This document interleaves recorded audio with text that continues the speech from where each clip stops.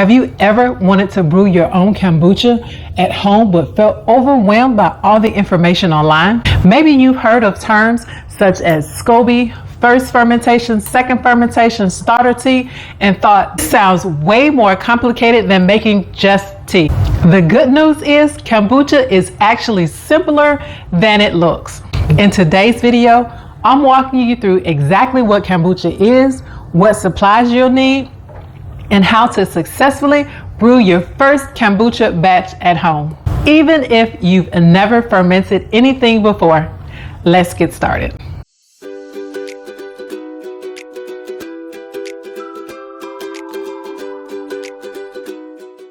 Hi everyone, and welcome back to the channel. If you're new here, I share kombucha brewing tips, flavor ideas, and beginner-friendly tutorials to help you brew kombucha at home. If this sounds like something you're interested in, make sure you subscribe because this video is the first episode in my beginner kombucha series. Let's start with the most basic question. What exactly is kombucha? At its core, kombucha is simply fermented sweet tea. That's it. You start with tea, sugar, and a culture called a SCOBY. SCOBY stands for symbiotic culture of bacteria and yeast. I know that may sound scientific and intimidating, but think of the SCOBY as the engine that powers the fermentation process. The yeast and the bacteria work together to consume most of the sugar and transform the sweet tea into a tangy, refreshing beverage. Over time, the kombucha develops a signature flavor, natural acids, and a slight fizz. One thing I want beginners to remember is that kombucha is not made by the SCOBY alone. The liquid starter tea is equally important because it helps create the right environment for fermentation. Now, let's talk about supplies. One of the reasons I love brewing kombucha is because you don't need a lot of expensive equipment. Here's what you'll need: a glass jar, some tea, sugar, a SCOBY, starter tea, and a breathable cloth. And that's really it. For tea, beginners should start with either black tea, green tea, or a blend of both. For sugar, regular plain white sugar is usually the easiest and most reliable. And for your brewing vessel, make sure you're using glass and not metal. Glass is easy to clean and works well with the fermentation process. When I first started brewing kombucha, I thought I needed all kinds of special gadgets.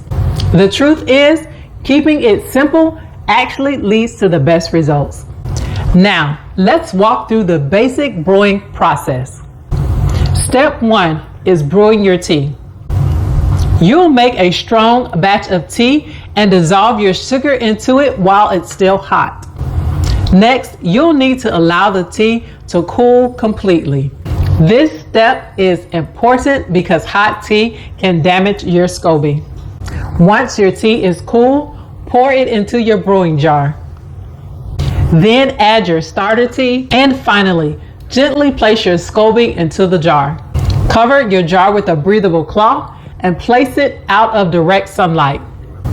And now comes the hardest part: waiting. The SCOBY and the starter tea will begin fermenting the sweet tea over the next several days.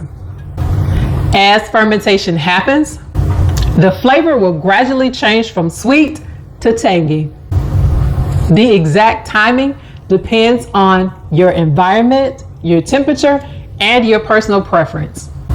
This is one of the most basic beginner questions. How long should kombucha ferment? The answer is, it depends. Most batches ferment anywhere from 7 to 14 days. Warmer temperatures usually speed up the fermentation process, while cooler temperatures slows it down. The best thing you can do is start tasting your kombucha after about 4 or 5 days. Use a straw or a small spoon to take a sample. If it's still very sweet, give it more time. If it has a balance between sweet and tart that you enjoy, then it's ready for the next step. Remember, your taste preference matters more than any exact number of days. Before we wrap up, let me share 3 beginner mistakes I see all the time. Number 1, using hot tea when adding your SCOBY. Always, always, always allow the tea to cool completely before you add your SCOBY. Number 2, trying to replace the sugar with alternatives right away. My recommendation is, for your first few batches, keep it simple and use sugar. And number 3, constantly checking or moving your brew.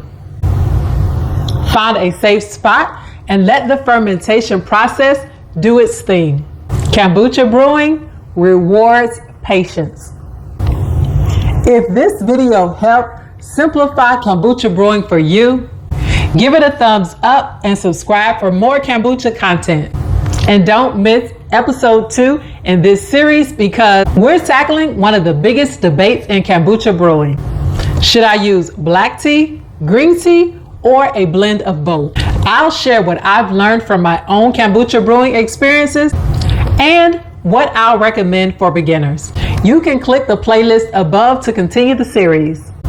And if you're curious about my personal brewing setup, watch my video on why I'm brewing green and black tea for kombucha now. Thanks for watching, and I'll see you in the next brew. Until next time, may all your kombucha be fizzy and delicious.